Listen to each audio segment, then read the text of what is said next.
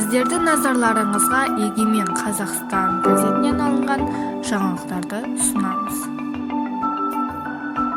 Елімізде тұрғын үй коммуналдық шаруашылығын жаңғырту саласында реформалар жүріп жатыр.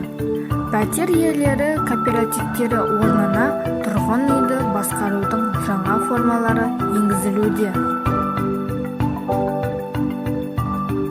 Жуырда Мұхтар Әуезов атындағы Әдебиет және өнер институтының ұйымдастыруымен Әуезов мұражайында белгілі журналист, жазушы Дәулет Сейсенұлының көрнекті абайтанушы, мемлекеттік сыйлықтың лауреаты Қайым Мұхамедханов туралы «Ер қазақ» деп аталатын деректі кітабының тұсаукесері өткізілді.